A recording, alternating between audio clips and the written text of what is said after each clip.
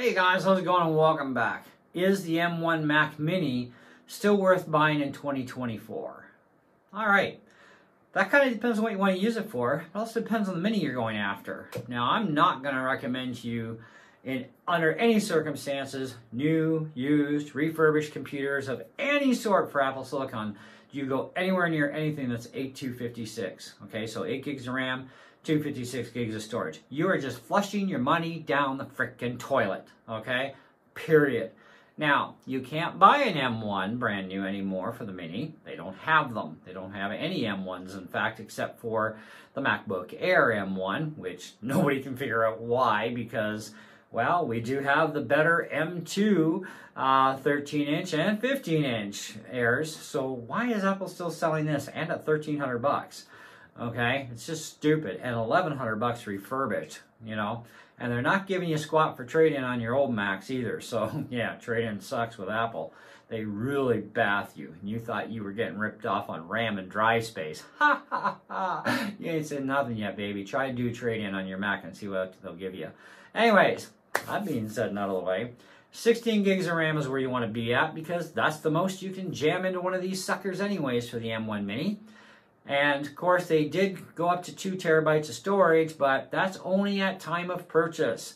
Once you bought it, that's it. You're done. You're not upgrading, nothing. So, Apple Refurbished Store about 2 months ago had my 16 by 512 configuration up there for about $1,100. I thought, okay, well, that's not too bad, really. I mean, didn't depreciate much, you know, and I've only had mine for, 2 years, basically. The end of this year in December will be officially 3 years, which is also when I got to renew my AppleCare warranty again for my AppleCare Plus, should I choose to do that. And I'm still debating because the thing has given me no problems whatsoever. Anyway,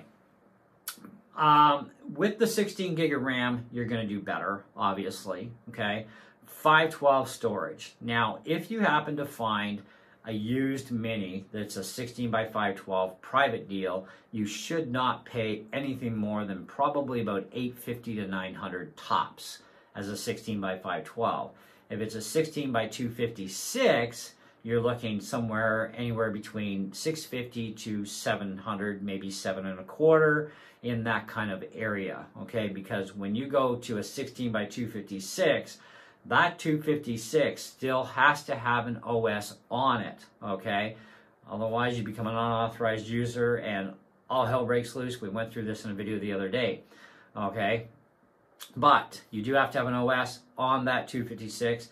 Then at least you can put an external Thunderbolt drive on the thing. I recommend building your own. It's going to be better. It's going to be faster, okay, than anything that's pre-built out of the factories, okay? Like Sabrent has a few, and a few other companies have pre-built Thunderbolt drives, and you likely won't be able to screw with them to replace the internal drive unit. It blows up, that's it. You throw it in the garbage and go waste a pile more money again.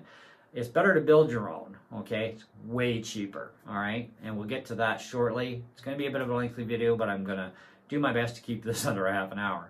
So, with a 16 by 256, you're going to want an external Thunderbolt drive, okay? Then you put your OS on that. You have to leave the OS intact on the 256. It's the only way the system is authorized. And keeping your authorization with using an external with an OS. It keeps your authorization that way.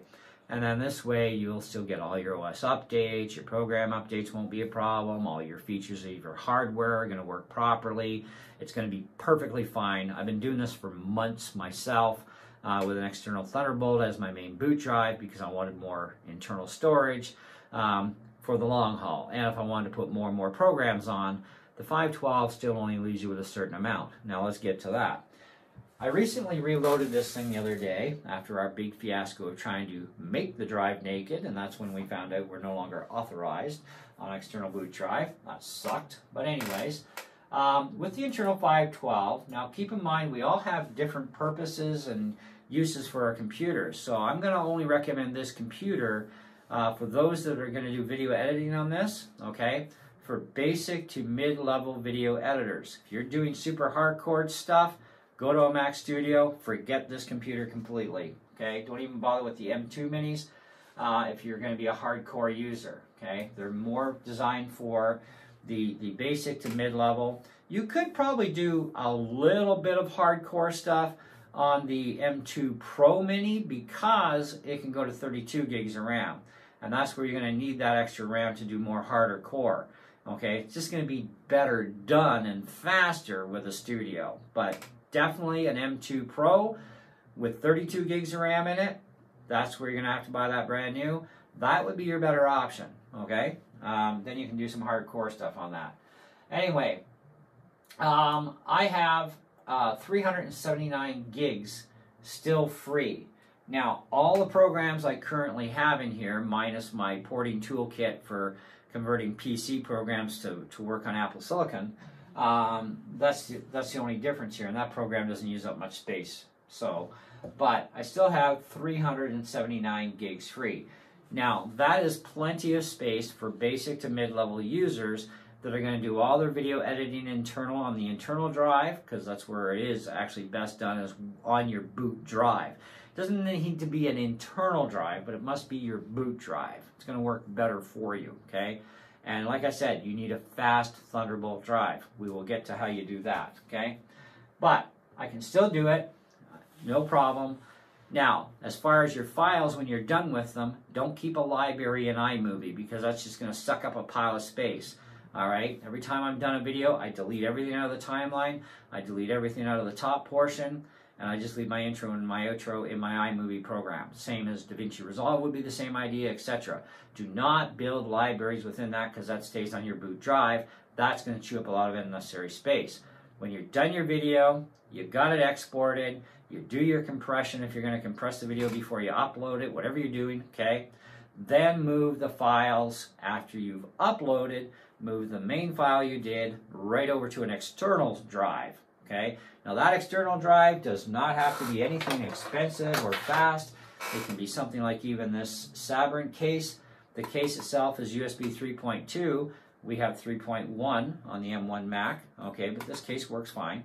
It goes backwards, right into Type A stuff too. But this case will only give you a maximum of 1,000 megabytes per second read-write. And that is when you put in an Express 3 NVMe drive into it that is rated for 3500 by 3500. Okay? That's the maximum speed you're going to get out of this case. That's it. Okay? That's fine for storing stuff. It's fine for running games off of it too if you wanted to. Games will run just fine off of 1,000 megabytes per second. It's not an issue, okay? Same as backing up all your important data files, like your movie files, your music, all that stuff. Back it up onto that stuff. Do not keep that stuff internally, or you're going to run out of space even faster, even on a 512. Things get bigger and bigger all the time, right? So, and I have a 1 terabyte that I use for just that purpose. It has installers on here, so I can reload my computer quickly when I do a reload, fresh and clean, because I always format my drive and reload everything fresh. I've got all my backups for all my Mac stuff specific, and then I have a file in here for my PC, for my Windows computer, all the games and stuff for that, and all those installers are also on this drive. And I am starting to get a little small on space on a terabyte, so I may have to upgrade this soon. But I still got 372 gigs free. All right? Now, when we're talking Thunderbolt drives, I originally had recommended this case by Indamin because it was 120 bucks.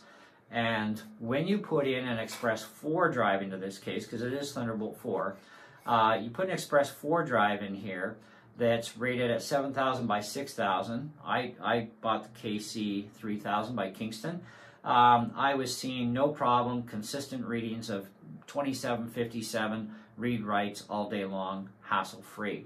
Now, Indamin has replaced this case with a new upgraded case, and I'm going to show you that, and it's actually $20 cheaper. Now, when I'm talking prices, we do talk Canadian prices on this channel.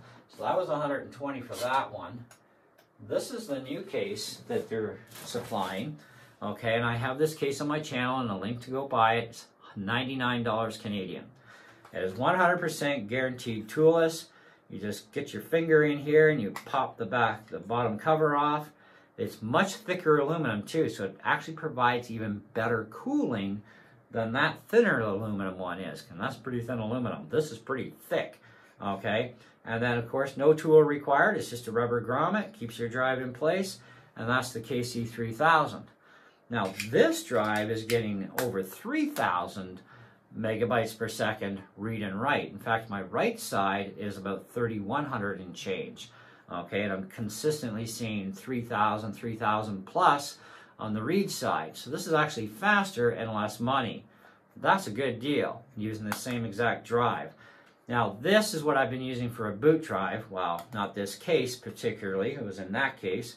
I just switched this the other day, but this is the exact drive I was using as a main boot drive, and right now I'm only chewing up 112 gigs where I am right now. So that still leaves me like almost 900 gigs free for program updates, OS updates, doing huge files, okay, for video editing if I want to do that, my music stuff, all kinds of stuff.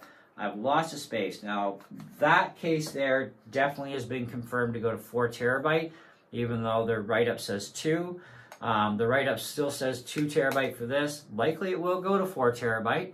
We'll have to test that when I can find the money for a 4 terabyte SSD, because right now I don't have that kind of money to spend, okay? Otherwise, definitely I would. When I do, I will, and then I'll let you know if this is definitely 4 terabyte capable, but definitely for sure 2 terabyte, okay? That's a fast flipping drive, okay?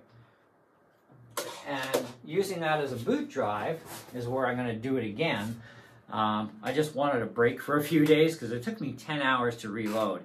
The biggest part of this was 80 gigs worth of freaking sound stuff for Logic alone, and another 20 gigs for GarageBand. And I'm like, oh my gosh, you know, this is a lot, you know what I mean? And of course, that's the main download, you know what they say. And it's more like about 40, 60 gigs total, really, realistically, but their numbers are weird. Apple, you know, it's like they're, oh, it'll be 4 hours to reload. It actually took about 2.5. Depends on how fast your internet connection is. But and I have a few utility programs on here. I got MaxFan Speed Control, so that I can control my fan if I want to, but also with MaxFan Speed Control, it's a free program, but you can buy the Pro version, which I'm thinking of actually buying just to see what benefits I get. But this keeps an eye on anything that the program can read for internal hardware, and it does do your efficiency and performance cores, okay? I have it set to show me my performance core temperature, and any drives that are supported will be read here. So we do have 2 Kingston drives, and my Apple SSD tells me what my temperatures are of each drive, etc. That sort of thing, okay? And you can customize your speeds of your fan, okay? You can also do it off sensor-based value as well, so it'll adjust accordingly if you want to do it that way too.